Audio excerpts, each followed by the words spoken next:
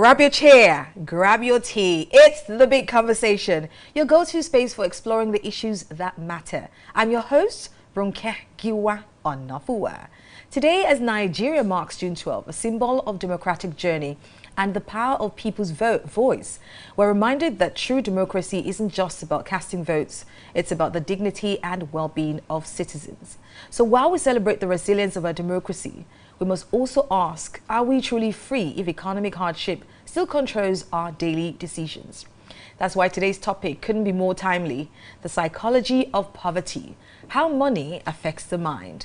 We're unpacking how poverty doesn't just empty pockets, but also rewires the brain, affecting how people think, plan, hope, and even love. But first, let's look at the headlines. Hello, ladies. Hi. Happy democracy. Happy democracy. Did I see you roll your eyes? Exactly, because you don't even look you excited couldn't help at yourself. all. Are you not feeling democratic today? Not really. Ricky, how are you feeling about democracy here? Things like from my own part of the newspaper headline, yes, Business Day, it says Democracy Day, 26 years of trials, triumphs, and turmoil.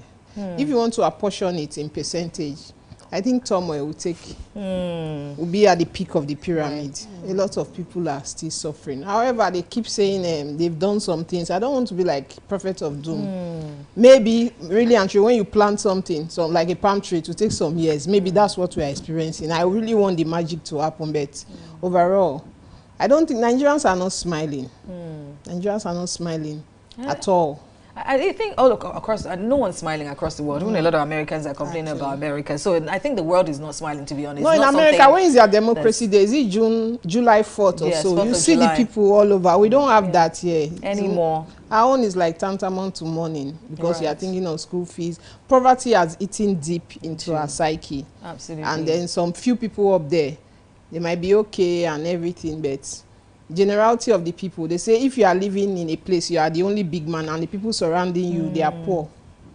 Then you too, you are also a poor person. Also that is a matter of time before they feast on you, to be honest. Yes. You know, so I pray that it doesn't get to that. Right. And things have changed over time. I know, Jumoke, your headline's talking about cancellation and certain things that have changed. Yes, let's look at your headlines. So I picked this particular headline because, okay, so we have so much that's going wrong. What's going well? And so I'm picking, my headline is from the Tribune: alleged 1 billion investment fraud. EFCC files charges against 2 detained CBEX promoters. CBEX remains banned in Nigeria, SEC warns investors. Now, this just reminded me, like 2 days ago, I was taking a drive with my daughter, and then she goes, does the Nigeria police ever work? Do they investigate anything? Can they catch anyone? And I had to, you know, instill faith in the system in her, that there might be some corruption that makes perversion of justice possible. However, our police force know what to do. EFCC knows how to get the people behind CBEX. Not only are they detained, they're actually filing charges against them while the people are still, you know, a bit angry about what happened. While the pain is fresh, action is being taken. And this tells us that, okay, things might not be going the way we want, but at least things are changing. We are seeing some reaction, some reflection of the pain of the people in the steps being taken by the government. So this restores a bit of hope. Yes. Of course, there's still insurrection in the north. There are things going on that we're not stemming, but at least there are things that action has been taken. I know there was warning about this same CBEX, and it just, I mean, the people also are culpable when it comes to, you know, things like this. Our actions also encourage, you know, fraudulent behavior, because we know what happened to certain people when they discovered that, you know, their money had disappeared and there had to be warning again, because I know people who were saying all of a sudden, who were again trying to see if they could get their money back. And of course, the ploy is put a little bit of money, you might be able to get the money that you lost back. And unfortunately, people were still jumping at this. That's the poverty angle. Because what's your hope if you don't? The CBEX issue, the government, the EFCC, whatever establishment, they are not just doing pick and choose who to prosecute and who not to prosecute. Also, we also pray that they see it to logical conclusions, because a lot of Nigerians' money, people have been impoverished. But we also we can see big names strolling all around in Nigeria. For example, people that it is clear that there is corruption fraudulent things. Those people are not being prosecuted. So until we get there, we should not do choose and pick. Yeah, but I pray that they do this one maybe to send a message. Absolutely. Such people in the future. And that brings us to my headline, which is back to June 12, and this is where it says, indiscipline threatening our democracy. Of course, it says federal government cancels Democracy Day parade. Tinubu addresses Nigerians from National Assembly today. Quite a few changes that have been made. But talking about indiscipline, I mean, this article is from the Leadership newspaper, and it looked at the different administrations we have had over the years and how it just feels like, you know, indiscipline has kind of gotten worse in certain areas. We haven't seen too much of an improvement. I was asking on my radio show earlier this morning about how the democracy that we have, does it suited for us as a people? I know a lot of what we have and the constitution and the law we're going with is sort of what has been given to us. So is there a place for coming together and determining what actually works for us? Because I know people say the worst democracy is better than the best military rule. That's debatable. That's debatable, you know, because I don't know anybody who's 60 and above who would say they want to return to military rule. Yeah. I know that, but democracy as we're practicing it is not as it should be, is my problem, you know, because we still find that there's just a few people who are still benefiting from this democracy,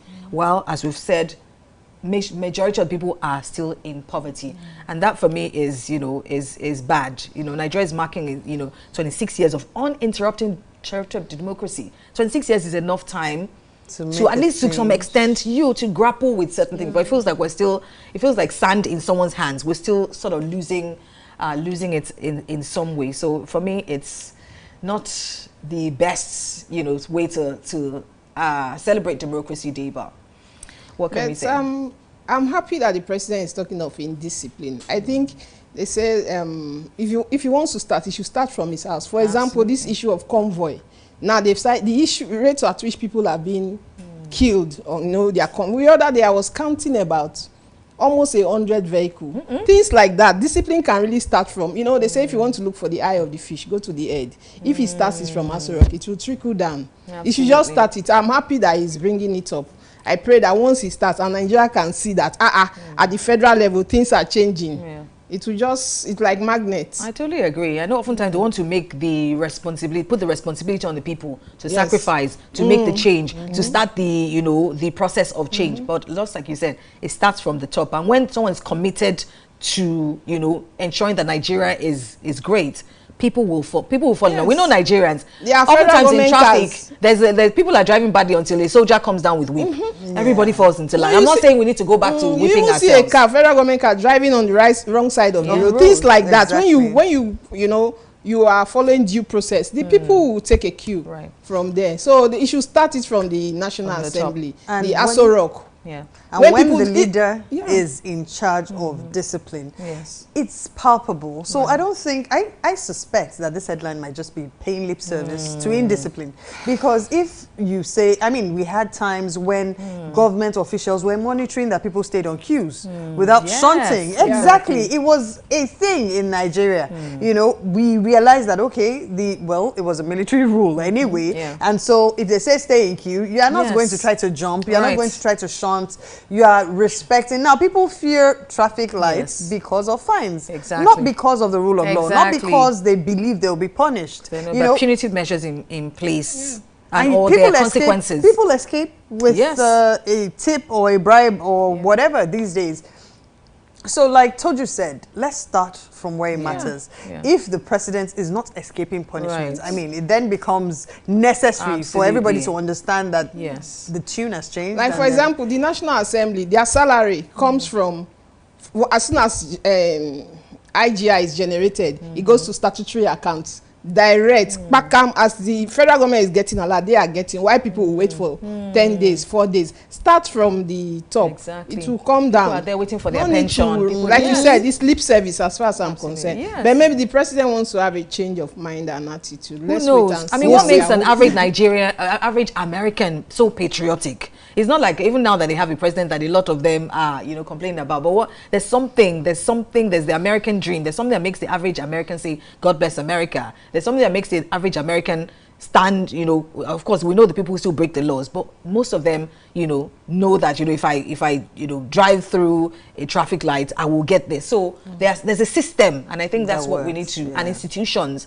in place, and I think that's where we need to get to. America is the place a child of nobody can become somebody. Absolutely. If that can happen, it will put that zeal in you to be like, this is my country. That's it. When you know that you are a gate man, unless your child is brilliant, and that brilliance, some people just say, oh, they recognize it and then decide to leave the child. You know that you are going to be on that realm, unless it's miracle, or you go and buy Holy Ghost water. And then becoming somebody in that area might be academic. Politically, we have now seen that children are replacing parents. Yes. You know, so they're inheriting their parents. How can a political seat be an inheritance? Absolutely. You know, if it is true democracy, is it not about the choice of the people? Are we saying that the masses only want your family there? You know, so it's all, well, we'll get in there. Whew, what can I say? Well, going beyond the headlines is giving us so much to think about, but we have to move on from the headline segment to our big conversation. And when we return, we unpack the deeper effects of economic hardship on the human mind. It's not just about naira and kobo. It's about how poverty rewires our thoughts, choices, and even relationships. So, don't go away.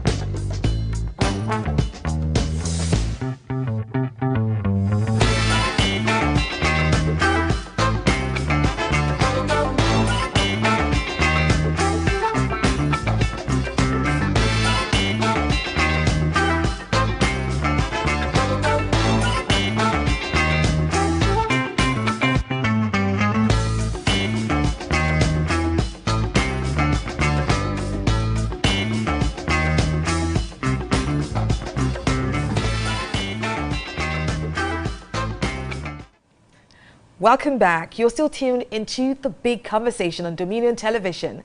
And today's topic is a powerful one: the psychology of poverty, how money affects the mind.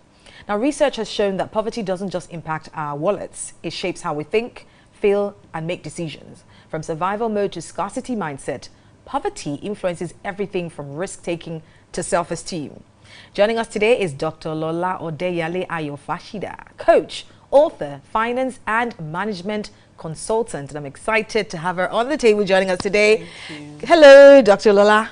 Good morning. Good morning. Awesome to have you here today. Thank you. And to talk about money as well. Yeah. All these finance, wealth coaches. Okay, hopefully we're going to be a little more richer in our mindset, after having you here. But I mean, just when we're talking to you, we're talking about how in Nigeria, the child of a nobody, in America, the child of a nobody can become a somebody. So often what that says to me that, there's something that's hereditary about wealth or becoming or self-esteem or confidence. Certain people who you see their children, that their parents are confident. That their parents speak to them. So is poverty or wealth mindset hereditary? Would you say? Let's start with you, Dr. Lola. Well, I would say that sometimes we could say it is because there's what we call generational mindset or generational poverty. So it's possible, but most of the time, I think it's something that can be changed.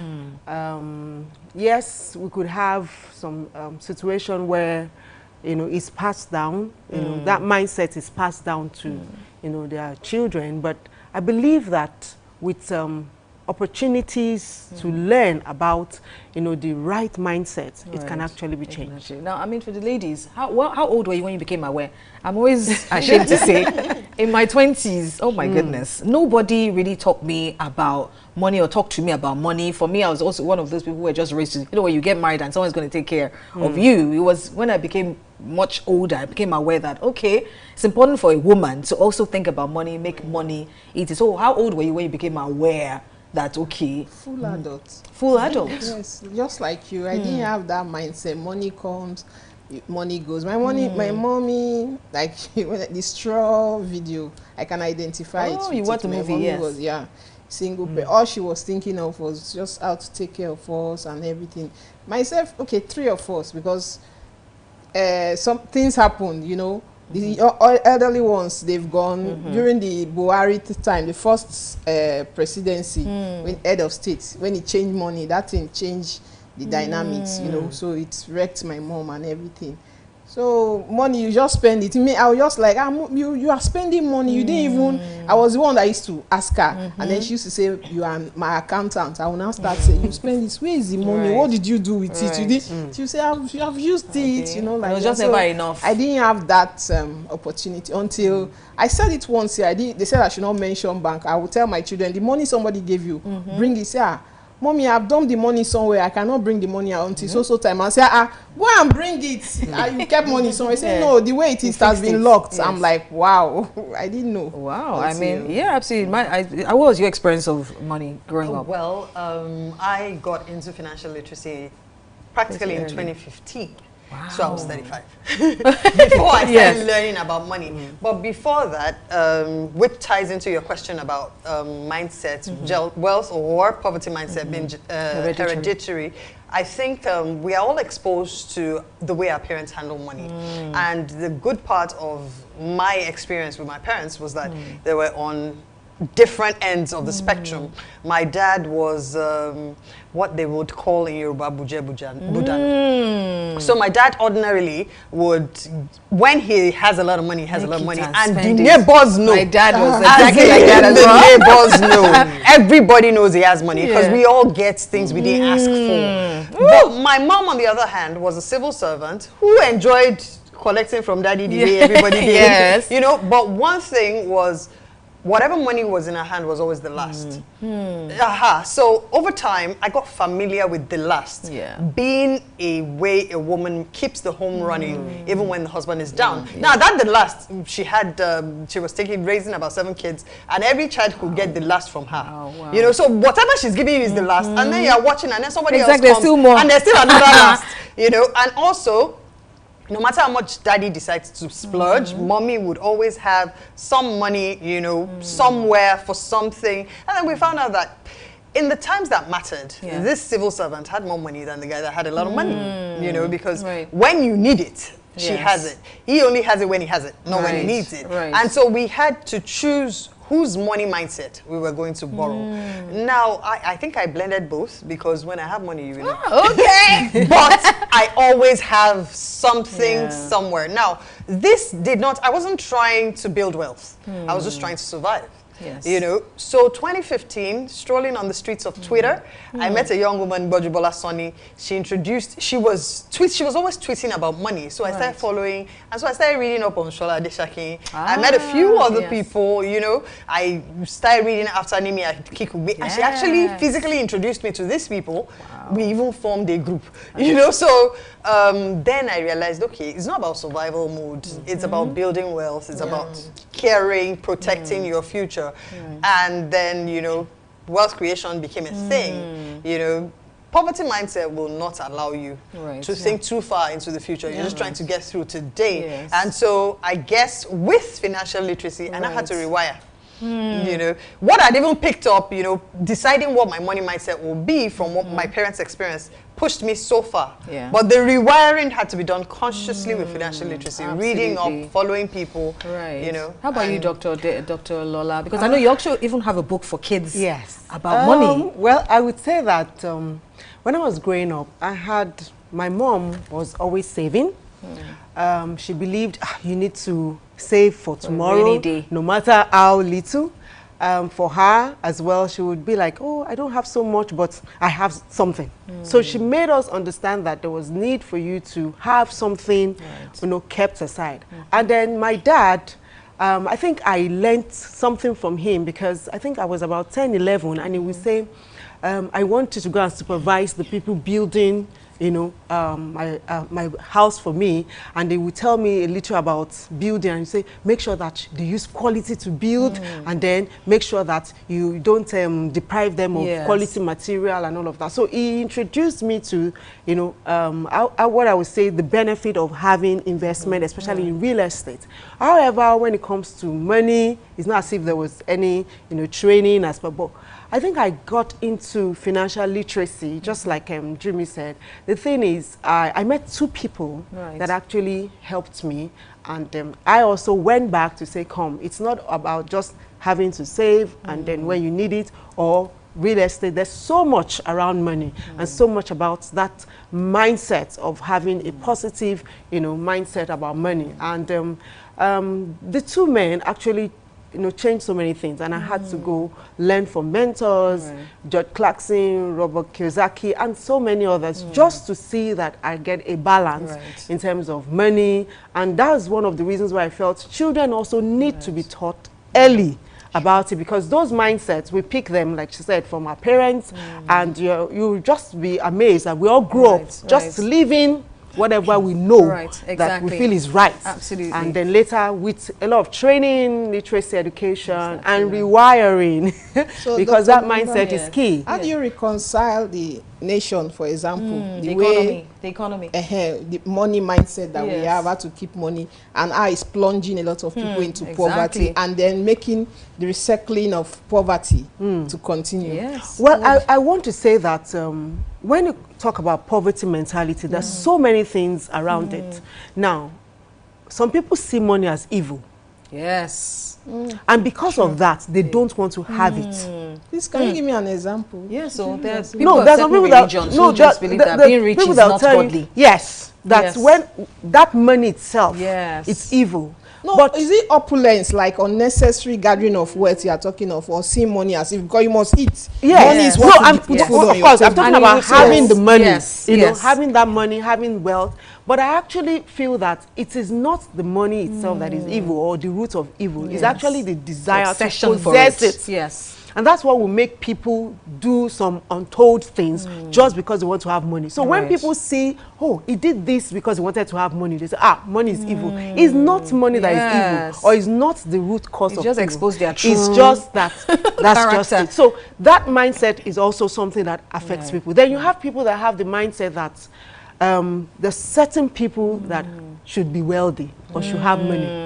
I want rich people, those rich people. I'm coming from this side. Yes. So money is not, so you see those people, they will not see the benefits or the opportunities that inherent in making money. There is poverty that has affected their psyche. Mindset, that's why giving them that mindset. That's why they are saying "Anwala," meaning there's a boundary that I cannot cross. The truth and I'm not part of those who can enjoy that. Yes. The truth is, poverty is not the lack of money.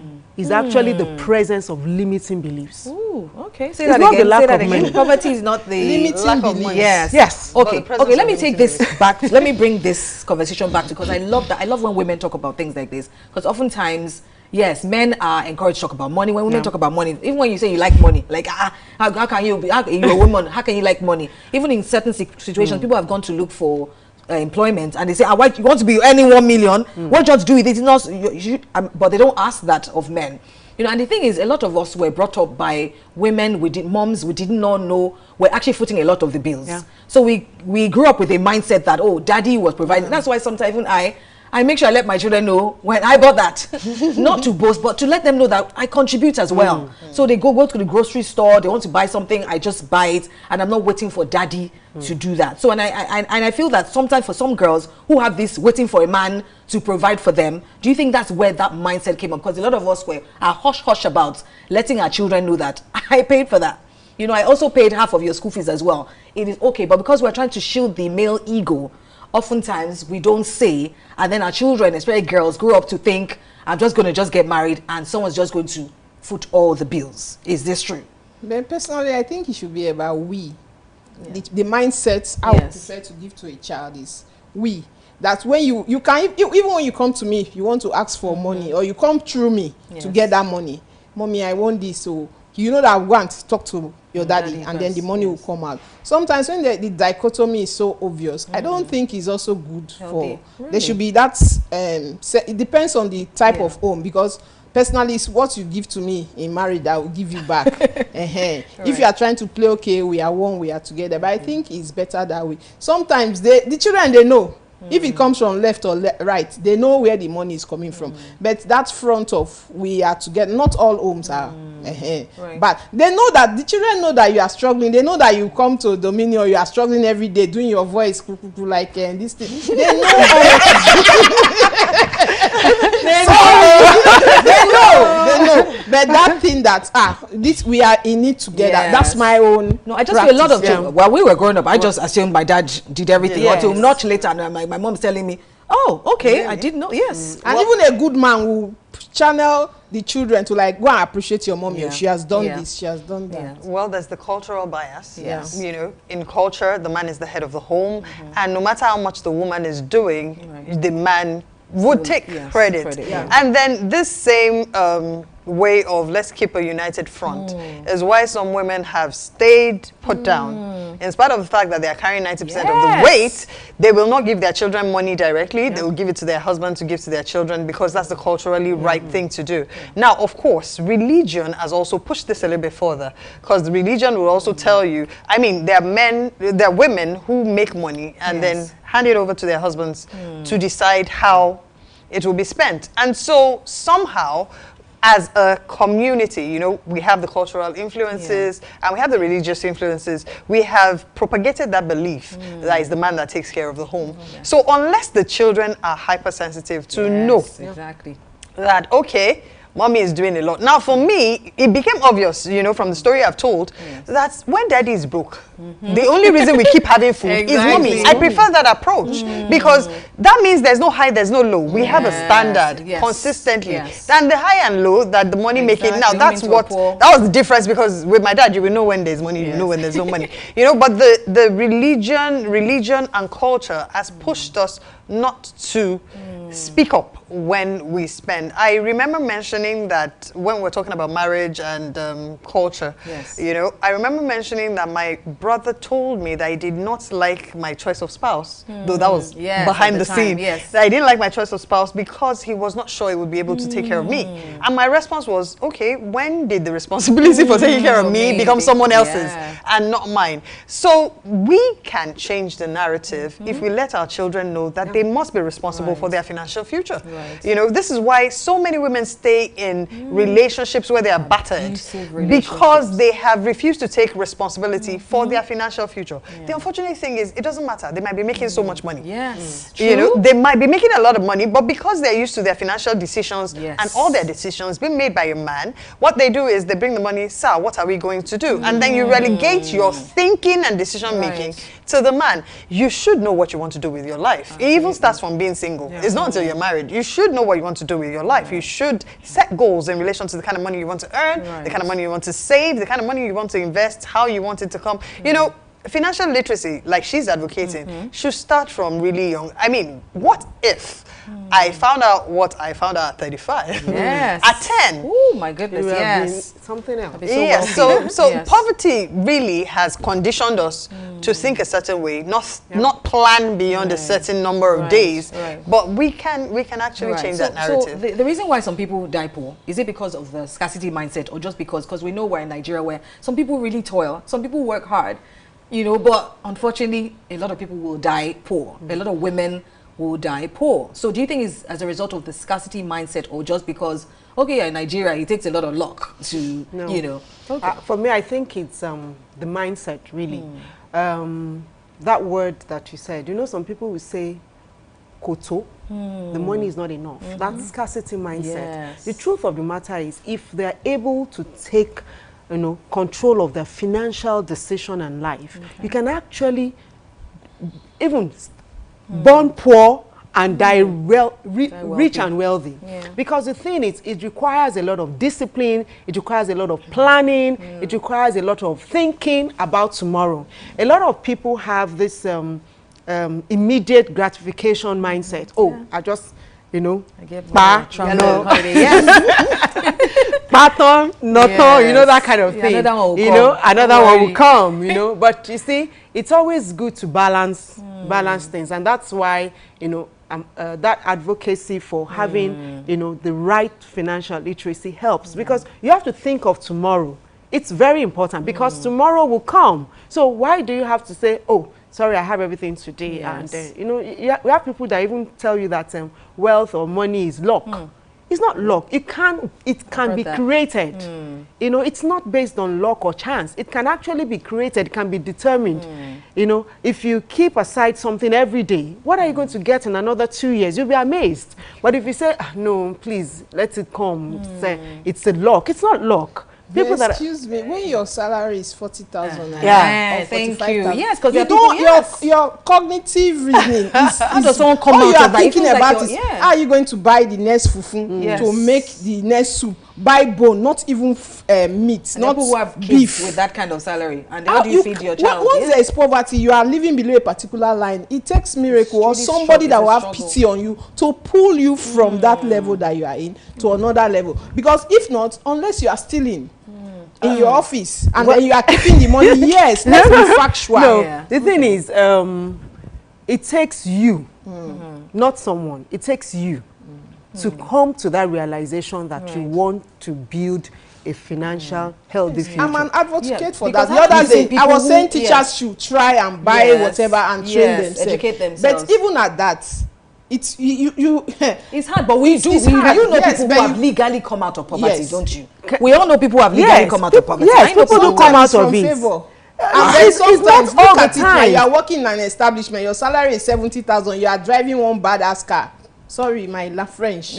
I'm very sorry. You can put 2 and 2 together. It's just like you have a boyfriend. The boy, his salary is 100,000. And you, the girl, you are working 75,000. Your weave on is 1.5 million. That's what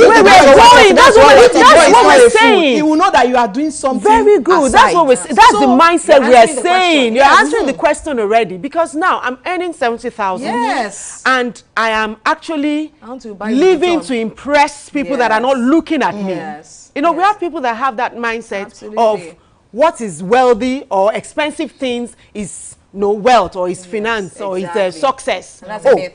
It's a terrible mindset that, if I don't have something worth 50 million, I'm not wealthy or I'm not successful. No. Because that is what will drive someone that is earning 70,000 to go and borrow money to buy the things he or she does not need to impress Maybe people we that should are link looking at it to them. what is happening at the national level, because all they do, they throw wealth, opulence up and down. The son of a daughter of a poor man is thinking that, how can I get to this part? And there's something flying, this file, if I doctor it like this, money will be coming. No, After all, they are is a matter stealing. of character. That I think that's yeah. a matter of character. Yes. So That's not poverty. That's character. If you're a corrupt person, you're corrupt, whether That you're rich is or it. poor. And but when So- the top is corrupt, No, that's No, from but the the thing headline. is, that's why we're saying Yes. it's you. It's not. You don't have to wait for somebody. Exactly. You know, let's look at this analogy. Put an empty bucket under a tap and let it go a drop at a time. Just imagine. Eventually. And you are going to see that over time, that bucket would overflow. Yeah. No, I understand discipline- you perfectly well. In a country where you have saved that money and the inflation rate will come, you think that you have money in treasury bills or you have bought shares, all of a sudden that thing has gone to naught. And some people have experienced that, to be So honest. I want us to look at it from Can that I angle. address this? Can I address this a bit? So I talk about money a lot. As a matter of fact, it's probably what I talk about the most. And I would say this, that poverty mindset is the problem. Exactly. So if you earn 40,000 a month, obviously by every standard, you don't earn enough. Yes. Now, what you end up doing when you have a scarcity mindset is hoard. You are hoarding money that will not be enough for things that it will not satisfy. And so you end up not saving because it won't be enough. Yes. Now, the way to get out of poverty is to save. It is not enough anyway. Because haven't you seen people who went from earning 150K to 500K, but still They can't save. They can't save. Do you understand? So it is that in the discipline. mind. Yes. Like she said, it is about you. Exactly. Now, when you're earning 40,000 naira, the first conversation you have with yourself is, how do I increase my income? Now, the unfortunate thing, I call it the evil under the sun that I've seen after Solomon's time, is that people do not even know how much they need to survive. If you don't know how much you need to survive, then you don't know what would amount to enough income for you. And when I'm saying enough to survive, I mean, how do you get to work? Yes. How do you eat? Exactly. How do you, Those are now, basic. they say data Yeah. is life. Yes. How do you get data? Because without data, you might not even be able to communicate with the people that Yes, want to give you you're money. right. Now, if you know how much you need to survive, and I'm not talking about pulling people up. The person that is not eating, that wants to be feeding people in the village. Exactly. Hey, yeah, well done. All of you will die of starvation. Exactly. Yeah. Until you have the strength to carry others, you have no business carrying other people. true. So face your study. Face your study of yourself, I mean. Yes. And find out, how much do I need to make it till my next payday? Yes. Really If- need. Really need, not want. The needs. Forget about clothes. Self-awareness, be able to Forget determine about what need clothes. and Forget want. about Yes. bolts. Yes. You know, if it is that you will walk early If morning, you- walk to absolutely. walk. 30 minutes, 40. Yes. Yes. So Like- after that assessment, money, settle it in your mind once and for all. Money will never be enough. Absolutely. You can Yes. ask Dangote. He's still looking for money for refinery. Yes. Yeah.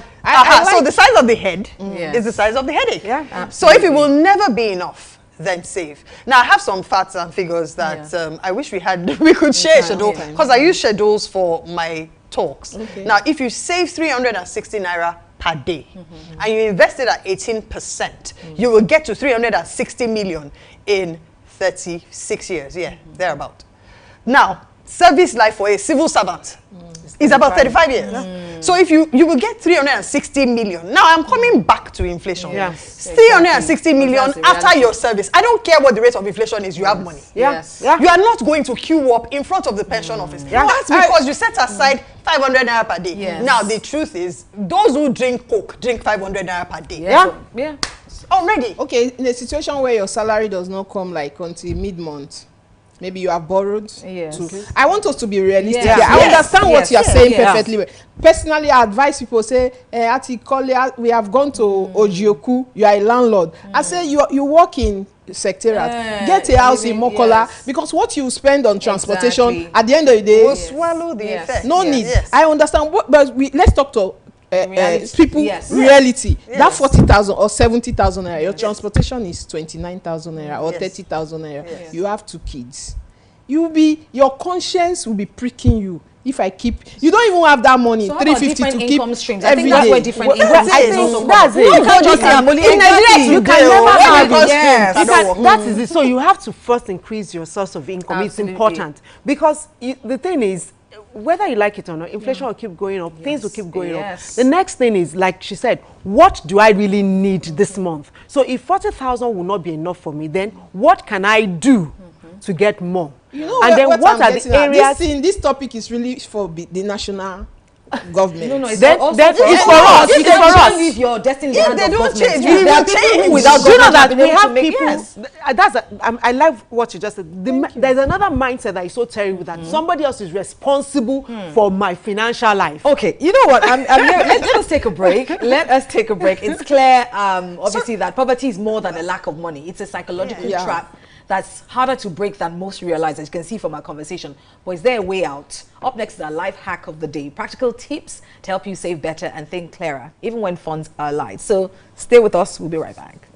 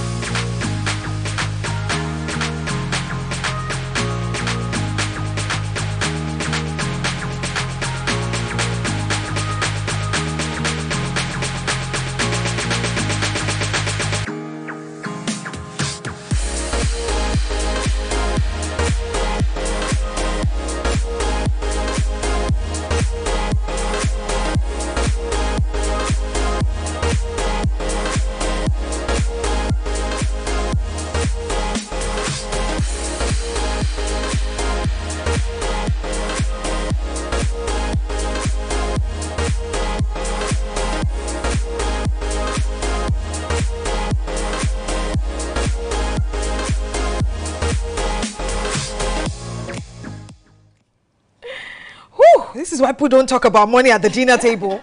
They say it's bad etiquette to talk about money, but it is so important. It's such an important conversation to constantly have, especially with women, because men always find a way to talk about money, but women find a way to talk about what they can buy with money. So that's why this conversation is important. I love all of the fantastic, realistic angles that, you know, Barrister Toji is throwing in. It's lovely because that's the reality of a lot of people out there. You know, their earnings, your money is just never enough. But we're about to play our agree or disagree game, Dr. Lola. So we've got this card. Okay. And it says agree, and it says disagree. So I'm going to pop a question on the screen. You let us know if you agree or disagree. Let's hope you're not in the middle. All right, our question for today is, you cannot escape poverty unless someone helps you out. You cannot escape poverty unless someone helps you out. Are you thinking about it? Okay, you disagree. What do you disagree? You disagree? Really? Am I do what happened? Okay, well, hey, we're here to learn, aren't we? All right, Dr. Lola. I disagree because it has to do with you as a person. The truth of the matter is, you make that decision to come out of poverty. You know, there's something in psychology we call, you know, dialectic, you know, therapy.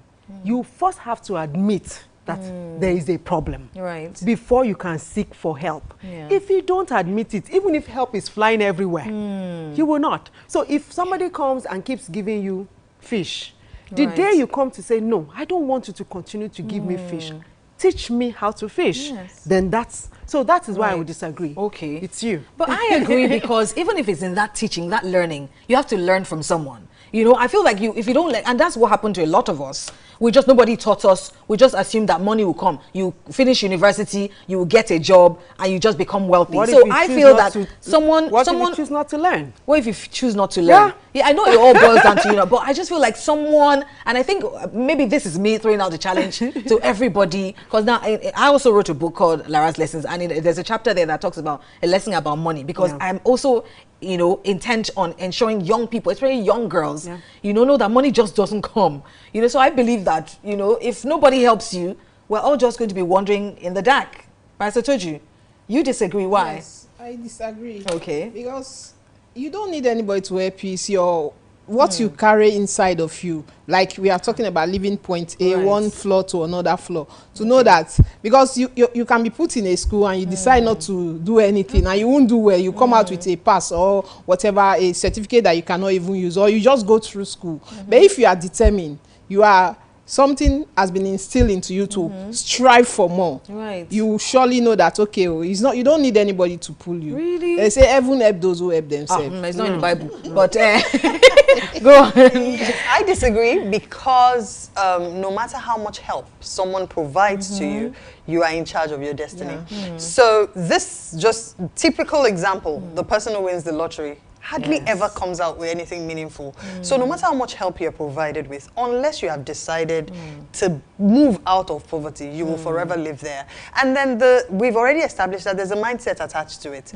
Your mindset will grind whatever it is that is given to you back into poverty. Right. So it's all about you. It falls on your shoulder. You have to take responsibility for your financial future to get out of poverty. You stretch and Yes. claim different, a new Right. territory. Now let's look at every this. time. We have this new hustle culture now. I don't know, is it sort of poverty with PR that did poverty? This hustle culture that we have where everybody, because we've talked about multiple sources of income, but I know people who have multiple sources of income but still are poor, but still don't have enough. So everybody's, they hustle. I'm doing importing and exporting, backward and forwarding. I'm doing hair. I know people who are doing social media management, plus that they work a 9 to 5, and then, but still there. So this hustle culture, do you think is part of the poverty mindset? And is it just poverty wearing a different jacket?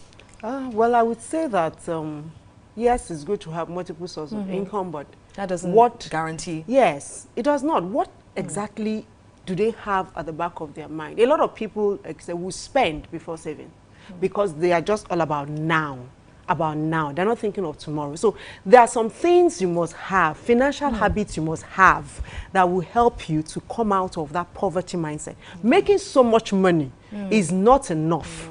What is important is, what do you use that money that you make for? How do you manage it? How do you now think of multiplying it? Because if you make so much money and you are reckless in spending, you make so much money you don't budget, you make so much money you just leave, you don't even know, you're just spending on things that you don't even need. You just want to show off. Then at the end of the day, you're back to square one. But if you are making the money as much as you're making it, and there's some habits that you have, like savings, like budgeting, like not spending more than you earn, ensuring you're thinking of tomorrow, long-term thinking, and delayed gratification, so many of those things, then you see that over time you will build and come out of that poverty. I mean, this is on their side, but I know a woman who prays that her husband is never wealthy because she said that if he ever gets money, he's going to obviously cheat. Do you think this, who has the poverty mindset between? She's the one that have low self-esteem. Okay. Yeah, it's the woman. Low self-esteem. Because I mean, she said she prays her husband never gets rich because she knows that once he gets rich, so she's the going one that has to the carry problem. women. She's the one that has the problem. And him obviously married the wrong person. Because Yeah, women and are that supposed to be She pushing also has and that same bolstering. tendency. That means if she also has money, she's more likely to cheat. Absolutely. Now, talking about the hustle mentality, Yeah. I believe we touched on it when we talked on Yes, Jack of all trades. But one thing I do, now this is for business training, not finance training, is tell you to maximize your income. Before you get another stream. So many people, what they're doing is that jack of all trade things. They are not a master of anything. You are not earning the most you can on any of your endeavors. You're just skipping from one thing to another. You are not making a name for yourself in one thing and earning the most you can from that thing before earning from the others. So what would happen is you would make least effort, least income on several things and not be able to hit your mark. So before you get into another stream of income, before you start up another business, before you launch another product, make sure that you have made the most you can from what you know to do. It's not about putting 300 sticks in the fire. It's about getting the furnace hot enough to boil the things you're cooking. That's a great strategy. But for women who want to marry rich, is that a good strategy as well, would you say? Who want to Marry rich. That's their strategy to becoming wealthy. Well, what if your name is not in the will and he dies after 30 seconds? As in, wealth is not sexually transmitted. Someone said wealth is not sexually transferable, is what somebody said. But I know a lot of girls who that's their strategy to gain wealth. I will marry rich, and hopefully from being able to. And I know a lot of women who are married to wealthy people who are still poor because maybe they just get a little handout. They're not able to do much of it. So this is then you can end up in a golden cage. You follow the money into the cage, then you now find out the real person. That man, he will tell you, just sit down, it's money you want. Even he's not a fool, he knows that you came for his money, and he feels that if you see money that is more than his own outside, you will jump. So he wants to put you in a cage. So Barbie doll, remain in the golden cage. I like that. Okay, we've got our wise words on the web today, and our wise words today say, poverty is a cruel disease, but curable with intelligence and hard work. Dinesh Thakur, hard work. I know a lot of hardworking people who are still, it's smart work working now. smart and not working hard. All right, so well, share this video to anybody you know, all right, because this is such an important conversation to have. You know, there's so much poverty out there, and I get, you know, the economy doesn't make it easy, but you know, you can't get out of that poverty, mindset, and I think the rest will follow. Ooh, what a poverty discussion. on democracy day. Exactly, on democracy. No, that was a powerful what a powerful discussion we just had today. We've learned that poverty is not just economic, it's emotional, mental, and even generational. But with awareness and support, we can rewrite the narrative. You can rewrite the narrative. Your parents may be poor, but doesn't mean you need to end up being poor as well. You can change your narrative. All right, thank you to our incredible panel and our fantastic guest, Dr. Lola. Thank you so much for coming. And our listener and our viewers, thank you so much. Make sure to share this video. Let's keep this conversation going on social media using the hashtag TBCGang, because we love you guys. Until next time, stay thoughtful, stay informed. It has been an amazing edition of The Big Conversation.